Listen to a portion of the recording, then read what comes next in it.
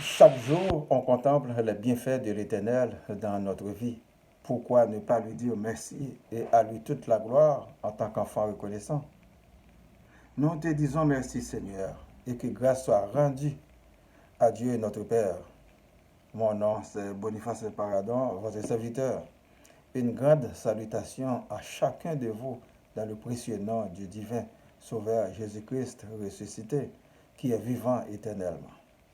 Préparons nos cœurs à la rencontre du Seigneur. Mettons nos devoirs au propre, parce que nous ne connaissons pas la date de la venue du Seigneur. Soyons de bonnes personnes les uns pour les autres, comme Jésus était pour ses disciples. Le nom de Jésus sauve. Nous n'avons besoin d'aucun autre nom. Si quelqu'un a un autre nom, qu'il soit rejeté au nom de Jésus, nous le déclarons anathème. Car Dieu a tant aimé le monde qu'il a envoyé son Fils unique mourir sur la croix pour le salut de quiconque croit en son nom. Béni soit l'Éternel. Je vous dis merci et bienvenue sur les Robes, chers internautes. Le titre d'aujourd'hui, c'est « On ne peut pas fuir l'Éternel ». Jonas, livre de Jonas, chapitre 1er, du verset 12 à 16. Il leur répondit, prenez-moi et jetez-moi dans la mer, et la mer se calmera envers vous, car je sais que c'est moi qui attire sur vous cette grande tempête. Ces hommes ramèrent pour gagner la terre, mais ils ne le purent, parce que la mer s'agitait toujours plus contre eux. Alors ils invoquèrent l'ennemi et dirent, ô Éternel, ne nous fais pas périr à cause de la vie de cet homme, et ne nous charge pas du sang innocent, car toi, Éternel, tu fais ce que tu veux. Puis ils prirent Jonas et le jetèrent dans la mer, et la fureur de la mer s'apaisa. Ces hommes furent saisis d'une grande crainte de l'Éternel, et ils offrirent un sacrifice à l'Éternel et firent des vœux. L'Éternel fit venir un grand poisson pour engloutir Jonas. Jonas fut dans le ventre du poisson 3 jours et 3 nuits. Pour la prédication, mes bien-aimés, Dieu est Dieu, personne ne peut le tromper. Dans l'histoire de Jonas aussi, nous voyons le refus de celui-ci de laisser accomplir en lui la prophétie de Dieu. Il est envoyé à Ninive pour prêcher la parole de Dieu au peuple, l'inciter à la repentance, à un changement de mentalité, à quitter les ténèbres pour prendre le chemin de la lumière, à donner à Dieu la première place dans leur vie en vue d'un monde meilleur et pour avoir la vie. Le texte nous montre comment une seule personne peut être le malheur de plusieurs. Un bateau peut échouer, un avion peut s'accidenter, une maison peut exploser, une épidémie peut frapper une multitude à cause d'une personne qui omit de faire son devoir, d'exécuter la tâche qu'il devrait acquitter, en plus si cette personne-là a une dette envers Dieu. Quand Dieu parle, il faut obéir. Si nous regardons en bas, quand on est en haute altitude dans les cieux, les objets ainsi que l'être humain ressemblent à des atomes en grosseur. Et que Dieu peut vouloir nous ôter la vie comme bon lui semble. Nous devons vivre que pour lui.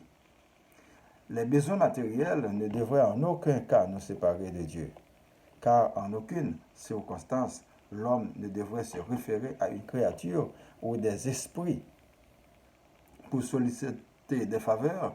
Ce serait un manque d'égard au Créateur, c'est se créer une idole. Dieu a déjà tout créé pour nos besoins, c'est un cadeau. À nous aussi de développer notre intelligence pour se procurer les surplus selon les besoins de chacun.